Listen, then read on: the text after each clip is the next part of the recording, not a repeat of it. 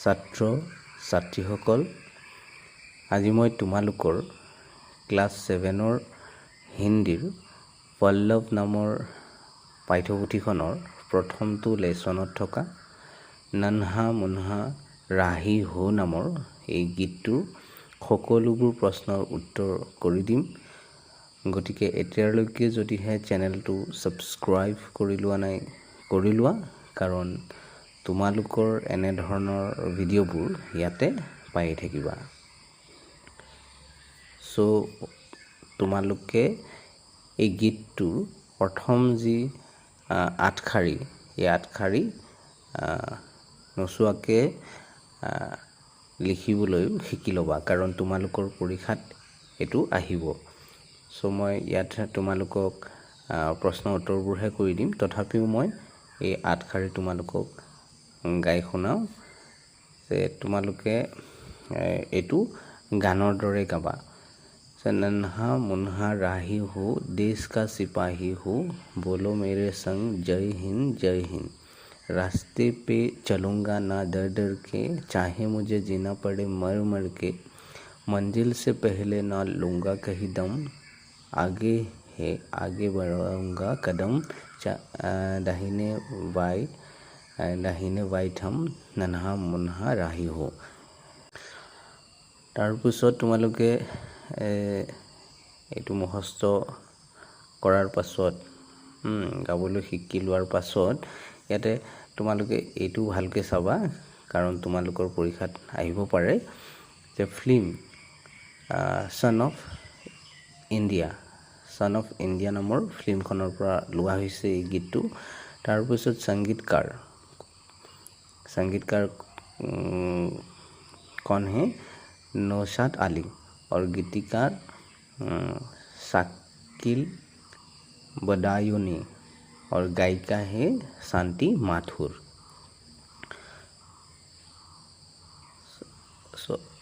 पाठ से या पाठर পৰা দিছে, মানে 1 নম্বৰটো দিছে नन्हा मुन्हा राही हो एक देश प्रेममूलक गीत है। नन्हा मुन्हा राही हो এইটো কি হয়? এটা দেশ প্ৰেমমূলক গীত হয়।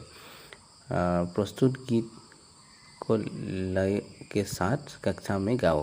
তোমালোকে এইটো গাবা শ্ৰেণীকোঠাত, সেইটো কথা কৈছে। 2 নম্বৰটোত দিয়া আছে इस गीत को तुम किस माहौल में गुनगुना सकते हो बताओ। তোমালোকে ইয়াৰ উত্তৰ লিখিব পাৰা যে इस गीत को हम स्वतंत्रता दिवस, गणतंत्र दिवस, गांधी जयंती आदि जैसे राष्ट्रीय समारोह में गुनगुना सकते हैं। उसके बाद 3 नंबर प्रश्न में दिया गया था उत्तर लिखो। इसका क में दिया गया था कविता में उल्लेखित देश का सिपाही कौन है। इसका उत्तर में तुम लोग लिखना जे कविता में उल्लेखित देश का सिपाही नन्हे मुन्हे बच्चे हैं। उसके बाद ख में दिए गए थे अपना देश भारत कैसे किसी से कम नहीं है। इसके उत्तर में लिखना जे प्रगतिशील देशों की तरह हमारे भारत देश में भी विभिन्न उद्योग और कारखानाएं की भरमार है। कला संस्कृति के मामले में तो भारत विश्व विख्यात है। उसके बाद गौ में दिया गया था देश को बनाऊंगा मशीनों का नगर। अपने देश को मशीनों का नगर बनाने का संकल्प क्यों लिया गया है। इसके उत्तर में लिखना दूसरी प्रगतिशील देश की तरह हमारे भारत देश भी उनकी बराबरी कर सके, इस कारण मशीनों का नगर बनाने का संकल्प लिया गया है, ताकि भारत का हर व्यक्ति इन मशीनों का इस्तेमाल कर भारत को प्रगति की ऊंचाइयों तक ले जा सके। ऐसे लिखना तुम लोग। उसके बाद घ में पूछा गया था भारत के अलावा हमारे देश को और किन किन नामों से जाना जाता है। इसके उत्तर में लिखना भारत के अलावा हमारे देश को और इंडिया, हिंदुस्तान, भारतवर्ष आदि नामों से जाना जाता है। उसके बाद दिया गया था अपना तिरंगा ऊंचा रखने के लिए क्या करना जरूरी है। इसके उत्तर में लिखना अपना तिरंगा ऊंचा करने के लिए हमें देश के प्रति सम्मान और देश के लिए कुछ ऐसा कार्य करें कि जिससे देश का ऊंचा नाम हो और भारत का तिरंगा ऊंचाई पर लहराते रहे। उसके बाद पूछा गया था तुम्हारी मंजिल क्या है, तुम कैसे उस मंजिल तक पहुँचोगे। इसके उत्तर में तुम लोग लिखना कि मेरे मंजिल सेना में भर्ती होना है, ऐसे लिख सकते हो। उसके बाद लिखना इस मंजिल तक अपने लगन और आत्मनिर्भरता के बल पर पहुंचूंगा। उसके बाद दिया गया था हरे भरे खेत भारत की किन प्रांतों में मिलते हैं, लिखो। इसके उत्तर में तुम लोग लिख सकते हो कि हरे भरे खेत गुजरात, पंजाब, असम, हरियाणा आदि प्रांतों में मिलते हैं। उसके बाद पाठ के आसपास से दिया गया है। ये प्रथम यानी कि 1 नंबर का प्रश्न है। नीचे कुछ मशीनों के चित्र है। देखो नीचे कुछ मशीनों के चित्र दिया गया है। पहला है टैंक, उसके बाद ट्रैक्टर और उसके बाद एटीएम। उन मशीनों के नाम और कहाँ इनका प्रयोग होता है, लिखो। इनका कहाँ कहाँ प्रयोग होता है ये लिखना। ये लिखने को बोला है। ये प्रथम जो है ये टैंक है। टैंक का प्रयोग जंग के मैदान में होता है। मैं ये लिख दिया। उसके बाद ट्रैक्टर, ये ट्रैक्टर है। इसमें हम लिख सकते हैं ट्रैक्टर का प्रयोग खेत के मैदान में होता है। उसके बाद है एटीएम। एटीएम का प्रयोग पैसे निकालने के लिए होता है। मैंने जैसे लिख दिया यहाँ पर तुम लोग भी ऐसा ही लिख लेना। उसके बाद प्रश्न 2 में दिया गया है हमारे देश ने कृषि, उद्योग, तकनीकी समेत सभी क्षेत्रों में विकास किया है। तुम अपने सहपाठियों के साथ मिलकर किसी बार तकनीकी क्षेत्रों में देश को कामयाबी पर चर्चा करे। এইটো কি আমাক আলোচনা কৰিব দিছে নিজৰ সহপাঠীৰ লগত মিলি পেলাই একেলগে পঢ়া, যাৰ লগত তুমি পঢ়া একেলগে মানে লগ হৈ, যিহেতু আমাৰ দেশখনে কৃষি, উদ্যোগ মানে বহুতো ক্ষেত্ৰত আগুৱাই গৈছে তাৰ বিষয়ে আলোচনা কৰিব দিছে। তোমালোকে কৰিবা এইটো। उसके बाद 3 नंबर प्रश्न में दिया गया है प्रस्तुत गीत में भारतवर्ष को शांति की नगरी कहा गया है। नीचे हमारे देश के कुछ शांति दूतों के चित्र दिए गए हैं। इन चित्रों को पहचाने एवं उनके बारे में पास ही दिए गए स्थानों में लिखें। यहाँ पर जो तस्वीरें दिया गया है यानी कि चित्र दिया गया है, ये प्रथम जो चित्र है ये गौतम बुद्ध का है। उसके बाद है महात्मा गांधी, जिसको हम राष्ट्रपिता यानी कि बापू जी भी बोलते हैं। उसके बाद मदर टेरेसा का दिया गया है। सो पहले गौतम बुद्ध के बारे में हमें यहाँ पर लिखना है, जो यहाँ पर खाली जगह रखा है, स्थान रखा है। सो यहाँ पर हम लिख सकते हैं गौतम बुद्ध के बारे में कि गौतम बुद्ध सिद्धार्थ, यानी कि सिद्धार्थ के नाम से भी उनको जाना जाता है, इसीलिए ब्रैकेट में दिया गया, मैंने दे दिया सिद्धार्थ।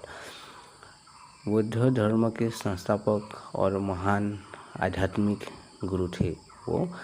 उनका जन्म 1563 ईसाई पूर्व में लुम्बिनी, नेपाल में हुआ था। लुम्बिनी नामक गांव नेपाल में है, वहाँ पर हुआ था उसका जन्म।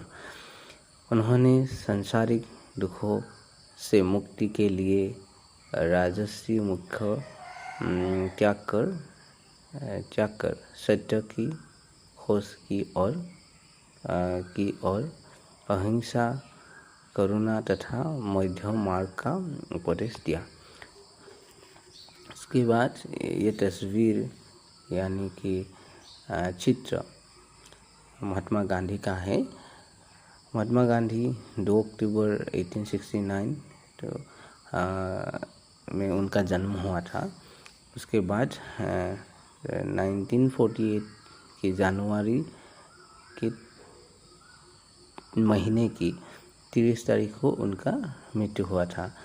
भारतीय स्वतंत्रता संग्राम में प्रमुख नेता थे। राष्ट्रपिता और बापू कहलाने वाले गांधी जी ने सत्य और अहिंसा की मार्ग पर चलकर भारत को ब्रिटिश शासन से आज़ाद कराया।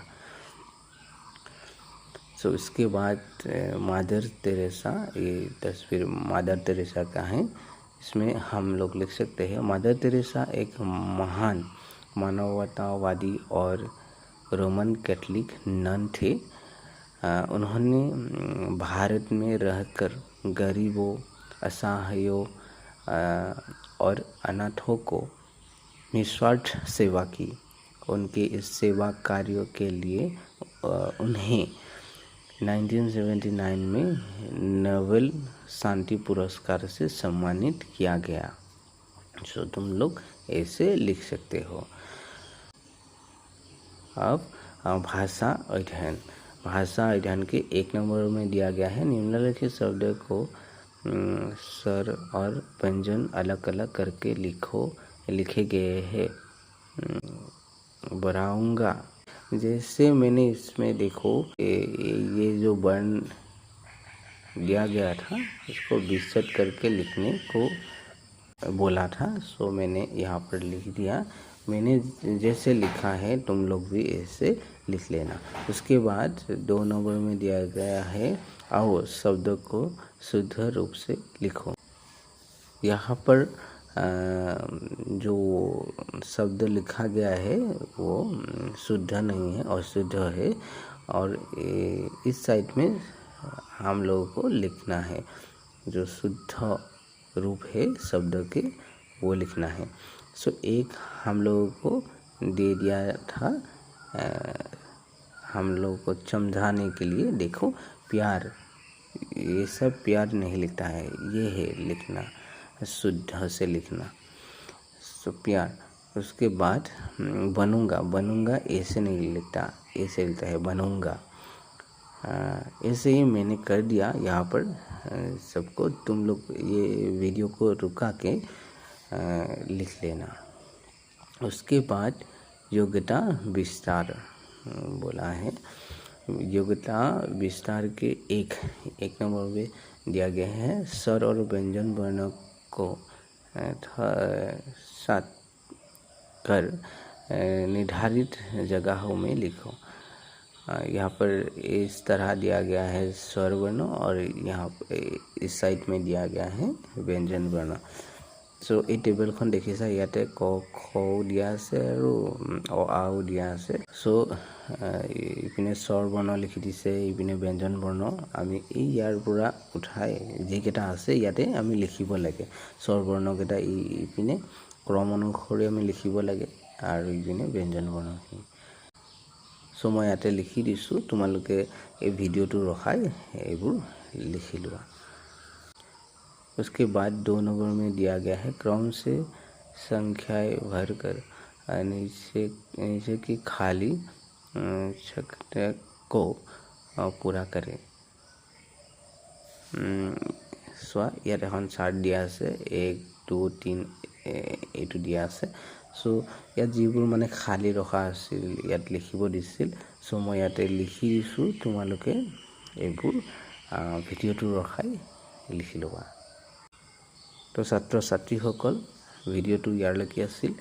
ইয়াৰ পাছৰ ভিডিঅ'টোত মই যিটো 2 নম্বৰ চেপ্টাৰ বা লেচন সেই লেচনটোৰ যিবোৰ প্ৰশ্ন তাৰ উত্তৰবোৰ কৰি দিম। আৰু এতিয়ালৈকে যদিহে চেনেলটো ছাবস্ক্ৰাইব কৰি লোৱা নাই কৰি লোৱা, কাৰণ তোমালোকৰ এনে ধৰণৰ ভিডিঅ'বোৰ ইয়াতে পাই থাকিবা।